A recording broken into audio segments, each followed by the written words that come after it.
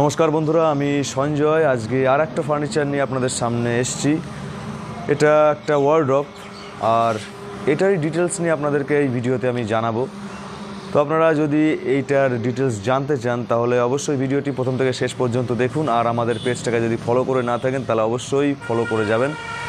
আর সবচেয়ে ইম্পর্টেন্ট ব্যাপার, আপনারা যারা সবাই কমেন্ট বক্সে লেখেন যে আমাদের দোকানটা কোথায়, আর কি ওয়ার্কশপটা কোথায়, তো আপনাদের জন্য আমি এই ভিডিওর মধ্যেই জানিয়ে দিচ্ছি আমাদের ওয়ার্কশপটা কোথায়। আমরা ওয়েস্ট বেঙ্গল থেকে বিলং করছি, আর আমাদের ডিস্ট্রিক্টটা হলো নদিয়া।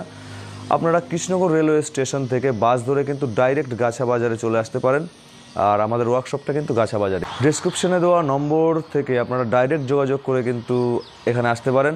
তো চলুন, বেশি সময় নষ্ট করছি না, আজকের ভিডিও শুরু করছি। বন্ধুরা, এটাই সেই ওয়ার্ড্রপ। তো আমি এর ডিটেলস আপনাদের সাথে আজকে শেয়ার করব। এটা মেহগনি কাঠ দিয়ে তৈরি করা হয়েছে, আর এর প্রাইসটা রাখা হয়েছে 25,000 টাকা।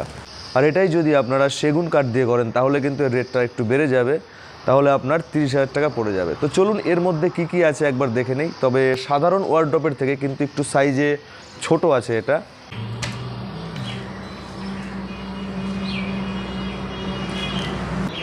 তো দেখুন, এর ভেতরে কিন্তু এরকম বক্স করা আছে। আপনারা চাইলে কিন্তু এই দুটো বাদ দিয়ে এখানে একটা বার মতো টানিয়ে নিয়ে এটা কিন্তু একটা জামা কাপড় ঝোলানোর জায়গাও হয়ে যেতে পারতো, কিন্তু এটা কাস্টমারের রিকোয়ারমেন্ট ছিল যে না, এটাকে এইভাবেই তৈরি করতে হবে।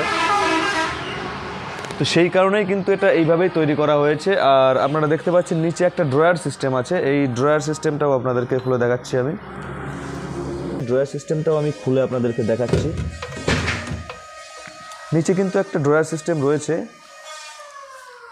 আর এই ড্রয়ারটাতেও কিন্তু লক লাগানো আছে।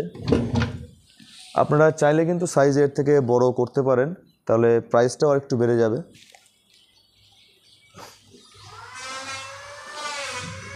এটার সাইজ যেটা আছে 2.5 ফুট বাই 6.5 ফুট।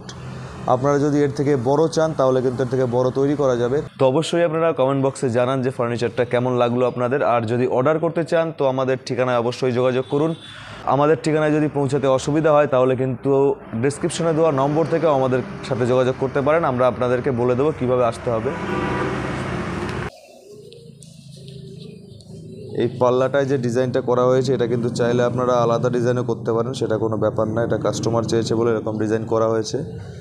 তবে আমার মতে বলে এটা সম্পূর্ণ একটা ডিজাইন করলে আরও সুন্দর লাগতো দেখতে, দুটো পার্টে না করে।